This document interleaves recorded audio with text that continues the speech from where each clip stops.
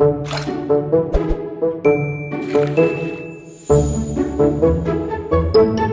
everyone, welcome to MustardHub Voices from the Frontlines. Here's where we talk with leaders who roll up their sleeves to support and engage their teams.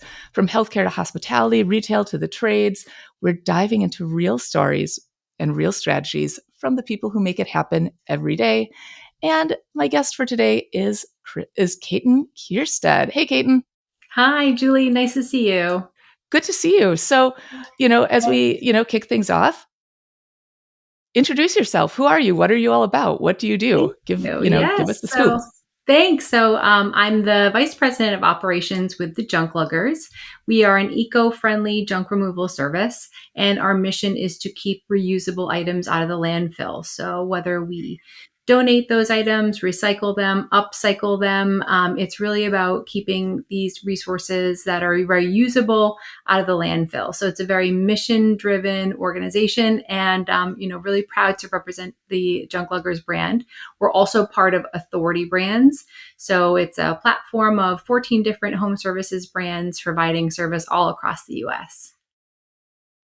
That's fantastic. So, how long has Junkluggers been around? Junkluggers has been around for about 30 years. We've been franchising for about 20 years, and I've only been with the brand just over a year. Oh, that's really exciting. So, how did you get into the franchising space? So just like everybody else, literally everybody else in franchising, I got into franchising by accident. My original career pathway was in massage therapy. So I was a massage therapist, an esthetician. I had my own day spa, and I started teaching in a massage therapy program. And once I started that, teaching adults, partnering with them on their career development pathway, really trying to learn skills to make a better life for themselves and their families, that sparked a real passion for me. And, teaching adults, what adult learners bring that's really unique to the table is they have this whole wealth of skills and knowledge and abilities that they already bring to the table. And so you can really be collaborative with adults when you're helping them grow in their career. So that was really engaging and an exciting pathway. And I sort of grew my career in adult education for about a decade. And then I really decided I wanted to transition into more of a corporate environment, partnering with a business to sort of really deliver operational training. And that's when I had an opportunity to join Planet Fitness. And I spent almost a decade with Planet Fitness building out their training and operations systems and leading their franchise operations team. But that was my first foray into franchising. And what was interesting is in the interview process, I remember one of the interviewers asked, have you ever worked for a franchise before? Did you ever work for Dunkin' Donuts or McDonald's when you were in high school? And I just said, no, I was in food service. I waited tables and, did all that, but I had never even occurred to me, what the difference might be of working in franchising. And so that was, joining Planet Fitness was my first exposure and understanding of the power of franchising and how creating systems and consistency in operations really allows you to take a really amazing brand concept and scale it to something really big. So that just sparked this whole nother interest in me. And so I really consider myself, not a fitness professional, not a junk professional, but I'm really a franchise professional. It's so interesting that you say that because no, really everyone gets into franchising by accident. And everyone I've talked to loves it once they get there. Yeah. It's just something that they just did not see on their path. But no, Yeah, that's well, really maybe from some fantastic. of these conversations that we have, maybe we can change that. Maybe people who are, coming up in their career and they start to hear like, wow, there's so much opportunity in franchising.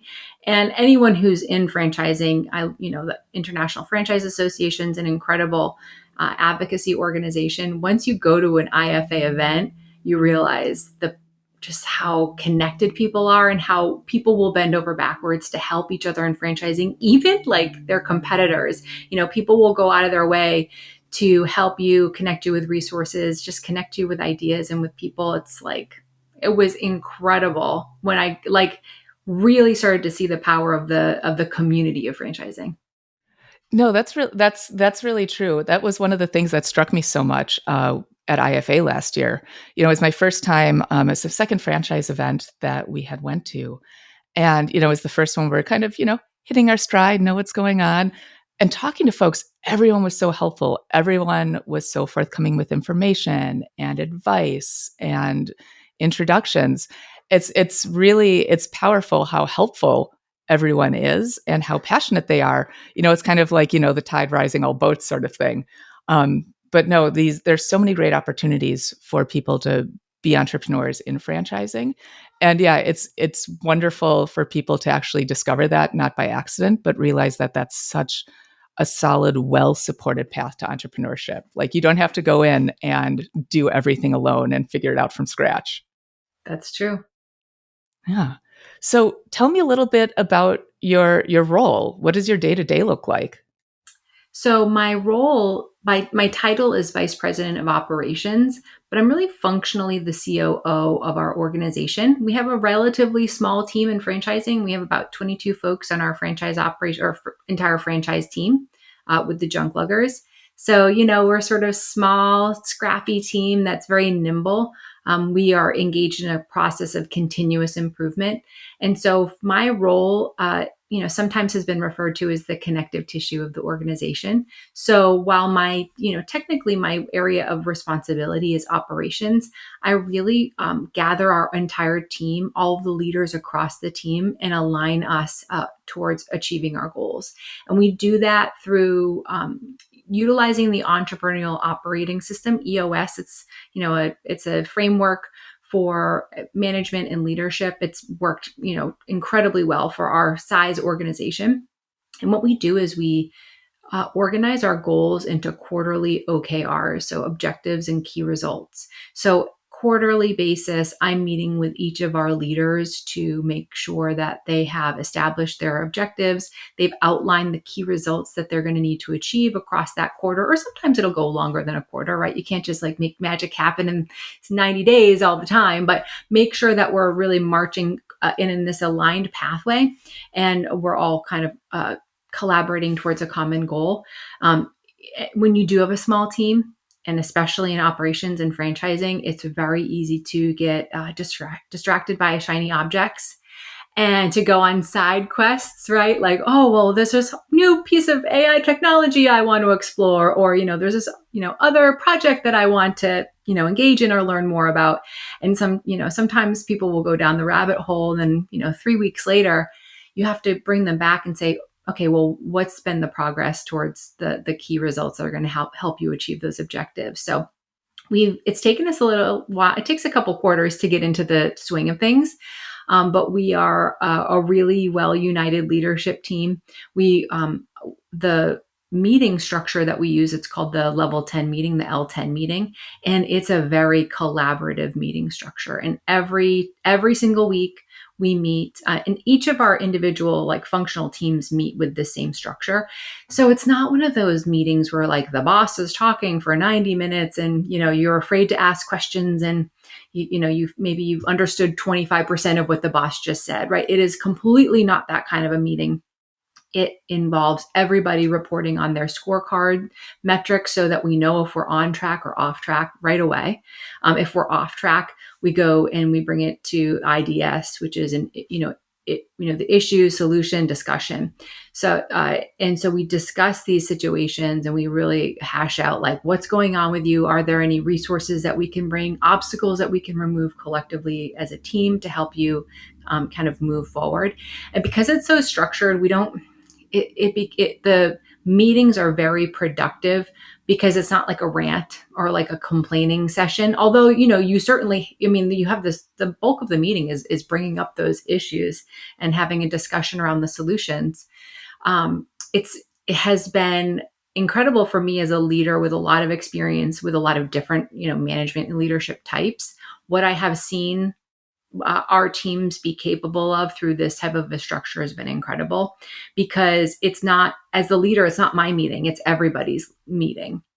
And it's going to be a really boring meeting if people don't bring topics for IDS, and we have it, opportunity to do shout outs and, have people headline. So that has been I would say it provides structure to my role because it gives us, we have the quarterly cadence, but we're always either planning ahead for the next quarter or sort of reflecting back on the previous quarter and what we achieved and where we went off track. That's You've said a lot of things that I really like, because one, EOS, entrepreneurial operating systems. Holy cow, those I've talked to so many people that have seen so much success and such a great job in terms of setting alignment, setting goals, intentionality, being able to grow their business, collaborate with their teams, get just incredible alignment from working with an EOS implementer. And we've talked to a few EOS implementers on Voices Behind the Build, the show that Curtis hosts.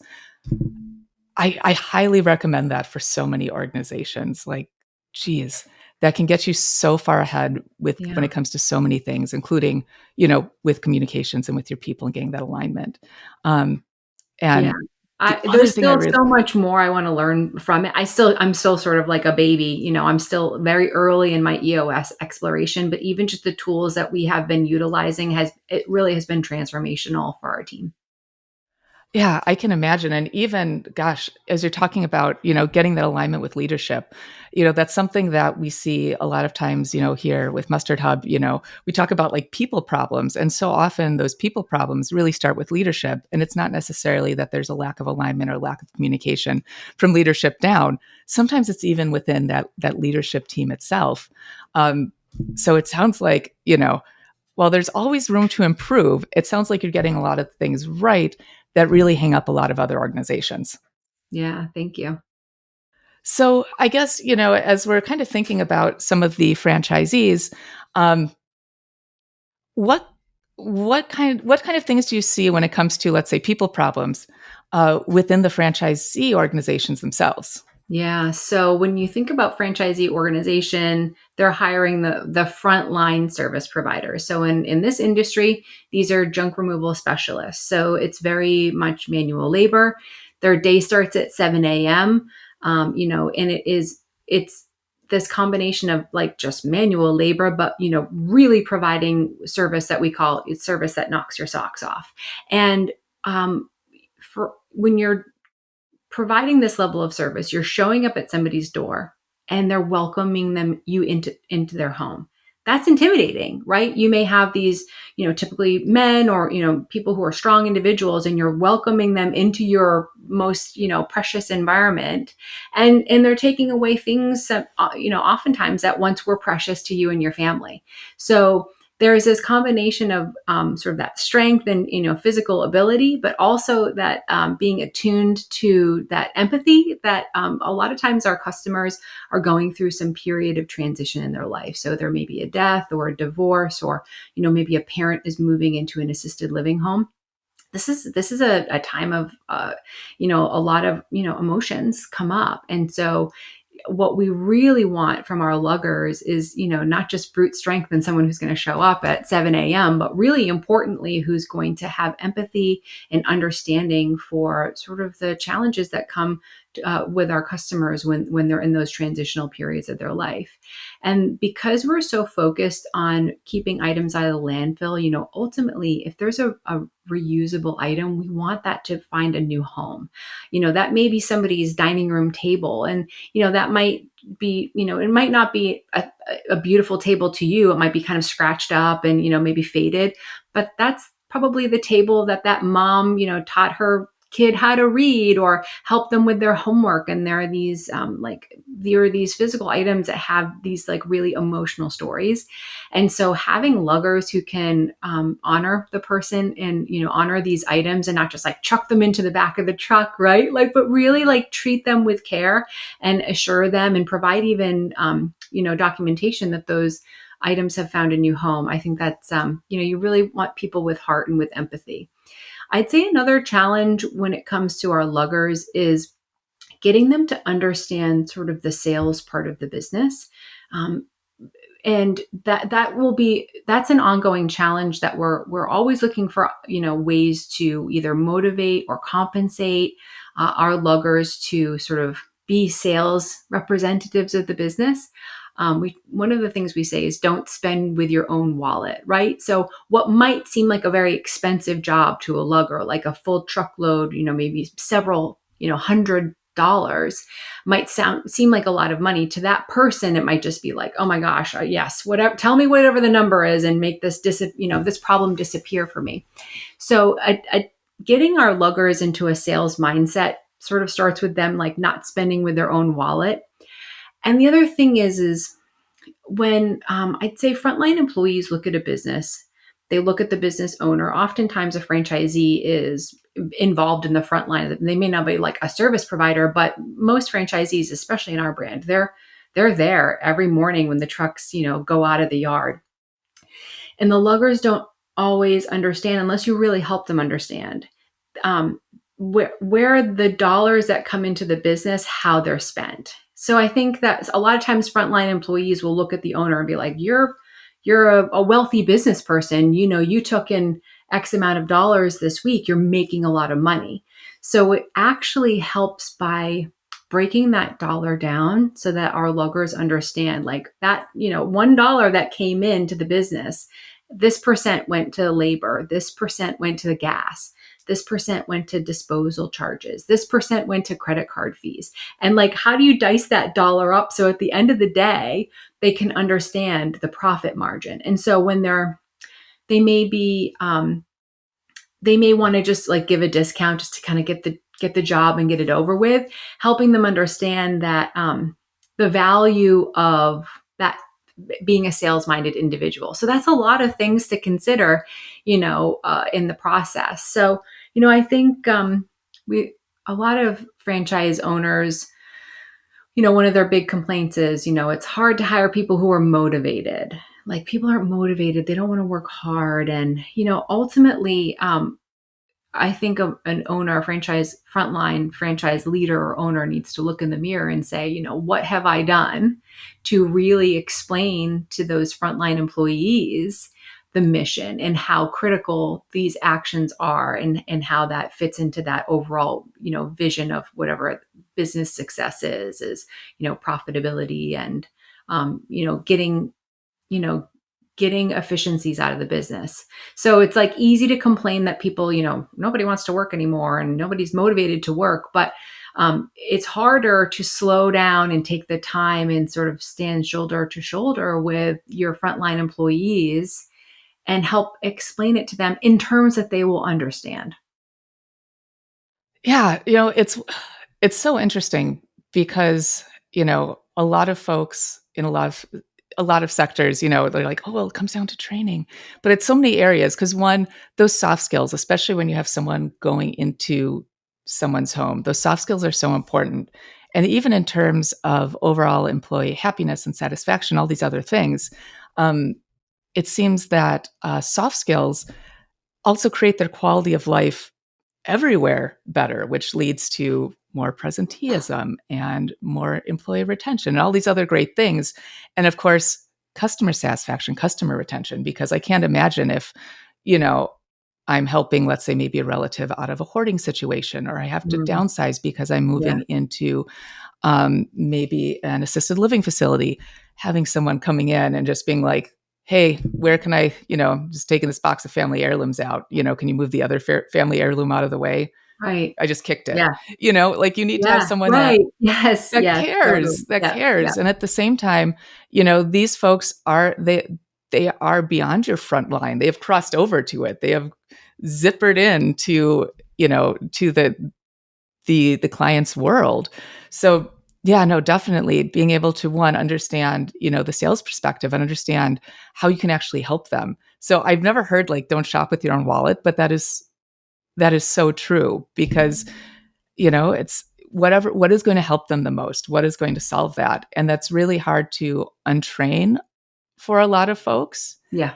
And also, gosh, the money breakdown is so important. I used to own a business, the marketing agency, so very different. But there are so many times where it's like, well, why can't we discount this client? Well, why can't we do this? Why can't we buy that? They just signed a $100,000 contract with us, and it's like, well, that software we needed to get, like that's Yeah. a quarter of it before I pay any of you for the, it's like Yeah. there's all these things that go into it. It's Hmm. not like we're taking this money Yeah. and using it to, wallpaper our office. It's Yeah. like, no, there, and it's helpful. That degree of communication and transparency and understanding is so helpful, not only just for everyone, well, one, to get on the same page, but two, when you own a small business, that you're a person, you're not just the pocketbook. You are in it, y'all are in it together, as Yes. opposed to being the in the back office and sending out marching orders. Like, Yeah. no, like this is what the reality is, and this is the reality we live in. So let's do this together. Um, yeah. So it's really, yeah, a lot of ongoing training, upskilling. Um, yeah, that's really neat. How big are the average teams for a lot of the franchisees?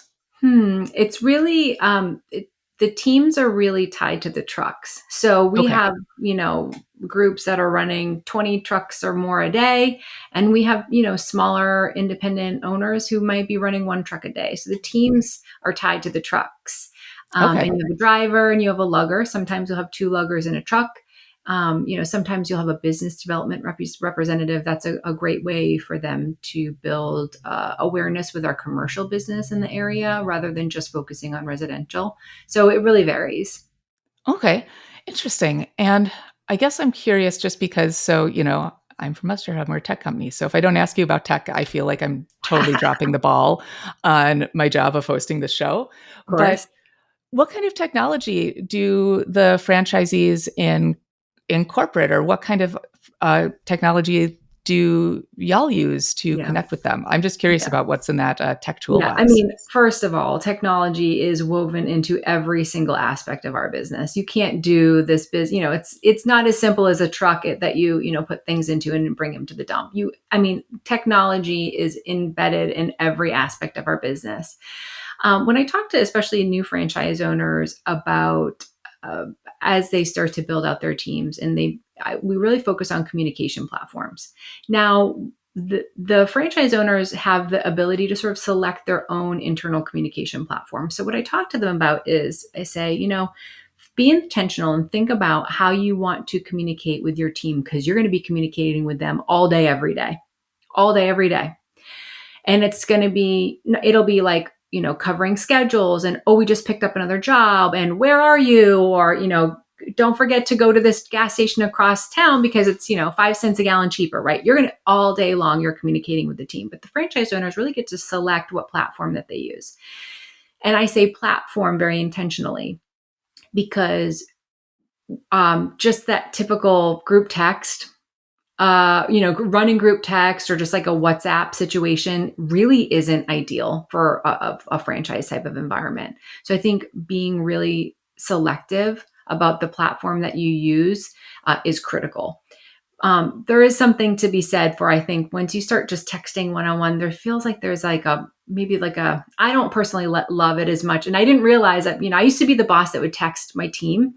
And then when I came into an environment where we would not really text, we were more on Microsoft Teams and we would use Slack, like that just felt like a better professional boundary to me also. So that I realized like, oh, wow, this feels like a more of like a, energetic hygiene for me. Like I get to sort of, cut that off. Like I realized like that's actually really important to have intentional platforms in franchising so that franchisees can communicate with their teams back and forth. I find Slack works really well for us and for franchisees and their teams. And there's a couple different reasons why. I think having a lot of visibility into the communications, top down and side to side and, sort of bottom up is really important for so many reasons. Sometimes when things go wrong or if a team member isn't succeeding or not doing the right thing, and then they say, well, you never told me that I was supposed to do that. And you can easily not only say, this is exactly when I told you, but everybody else saw it too. So there's some built-in accountability by being very selective with those types of platforms. There's that real-time communication being very critical. And then, there are aspects of the job that, they're not always on a junk removal job. They're not always driving the truck to, a donation center. Sometimes they've got downtime and they're doing, sort of organic what we would, refer to as guerrilla marketing. So hanging out door flyers and putting out yard signs. And that has to become a very important part of that downtime. The only way to really quantify that is to have some sort of a feedback loop and like proof that, those lawn signs that you've spent a lot of money for actually went out on the streets that they needed to go. And so having that ability to capture that, inspect what you expect sort of thing. I think that's one of my earliest pieces of guidance to franchise owners is be very intentional in the platforms that you use. Naturally, the next level of technology for engagement is really around rewards and recognition. So I think, showing, recognition, you can do that through platforms like Slack, but I also think a platform like MustardHub, where you're also able to tie those actions with rewards, can be very powerful. And I think, especially for, any organization, tying it to the core values, when you see something, somebody's actions that's really representative of your core values, like that's what's really worth celebrating in that moment in real time. So whatever platform you choose, taking that time regularly, constantly to celebrate those wins is just crucial. You said, of course, thank you for talking about Mustard Hub, but you said a lot of other things though that I think are so valuable. A big one I think is especially that communication piece, having that boundary between personal and professional, because a lot of times when you're thinking about, for a lot of small businesses, a lot of franchise locations, these are hourly employees. These are not salaried folks. Mhm. You can't expect them on their personal devices to be getting texts. I talked with someone yesterday that they use a business Facebook group, and it's like, wait, so their personal social media to talk about work, like, gosh, that's a Yeah. lot to request of someone. Again, an hourly employee, that they're not, they're not getting compensated for that. That just seems like an extra tax and extra burden. And being able to not kind of escape the work life balance. Yeah. As a former entrepreneur, I get it when you're like, well, I live this, I'm breathing Right. it, I eat Yeah. it, whatever. They Fun don't, and for they you don't to be have working at to. like midnight on a Saturday. Like, Yeah. this is your passion, but especially because this is such a high, face it, a high turnover environment. When you have frontline employees across, any, franchise industry, that high turnover environment, it's like, okay, oh, add this one to the text chain and remove this one for like, there's just so much, I think there's built, risk that's sort of built into that. But I also really believe that, when you're bringing a new team member on, that onboarding experience, if it feels elevated and really professionalized, it really sets you apart. And if you're really thinking about it, like the junk removal industry, that's, there anybody with a pickup truck or trailer could get into this business.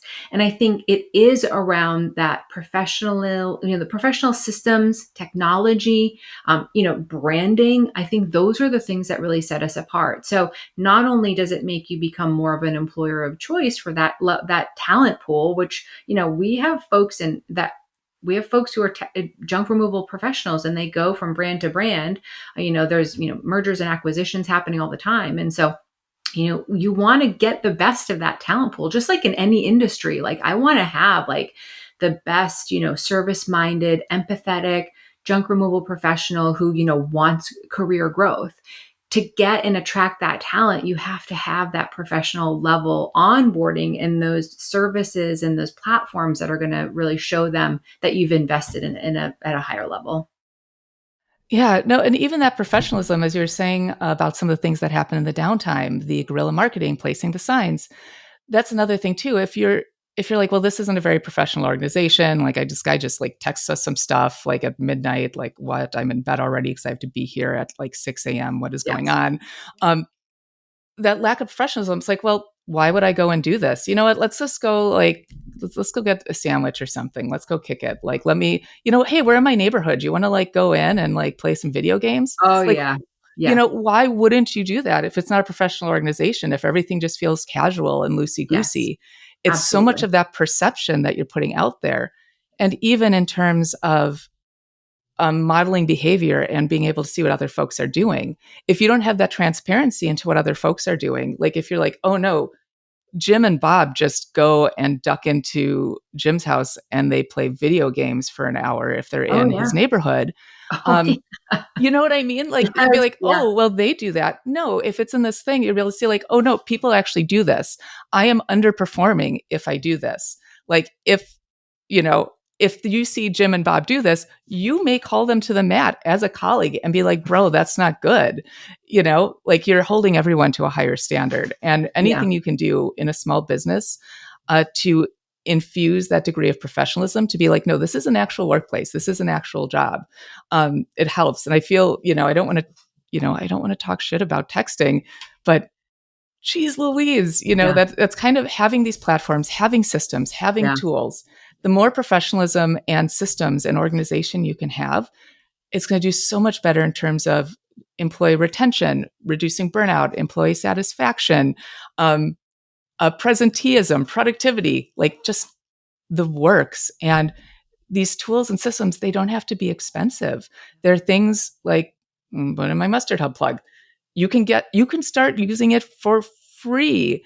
It for setting rules. You can create a set of SOPs and guidelines for your team on a spreadsheet that you hand them laminated pieces of paper that to keep in the truck.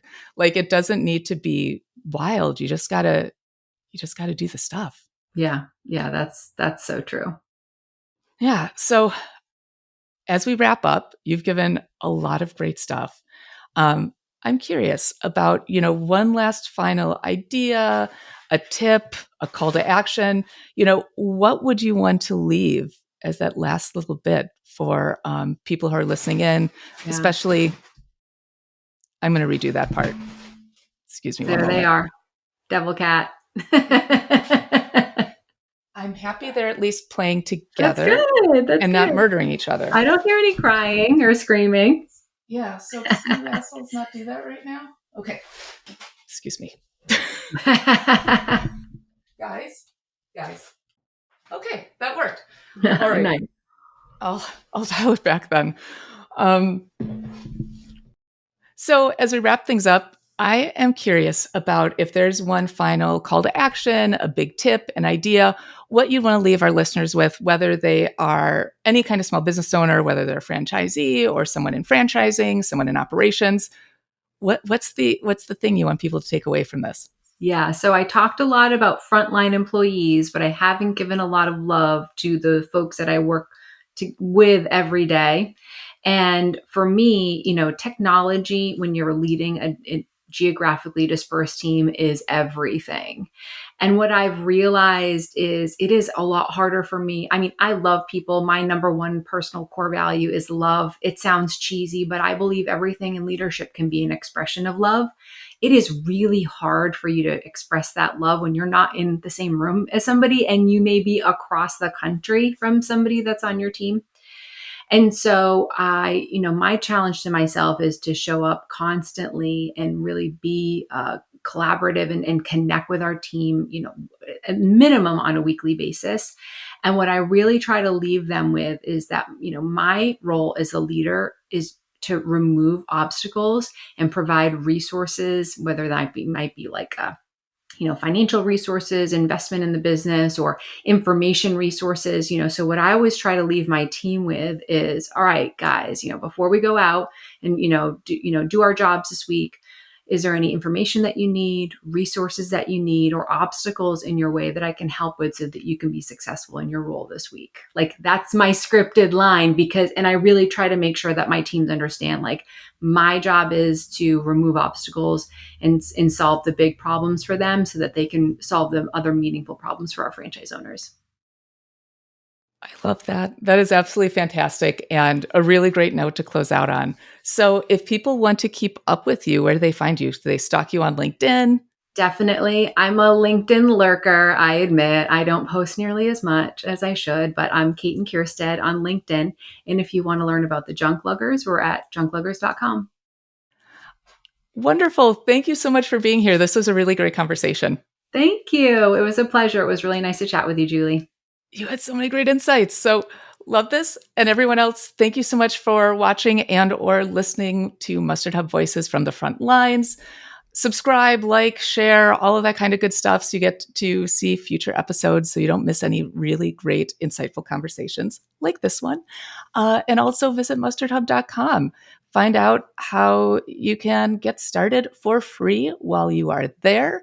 And thank you for showing up. Till next time.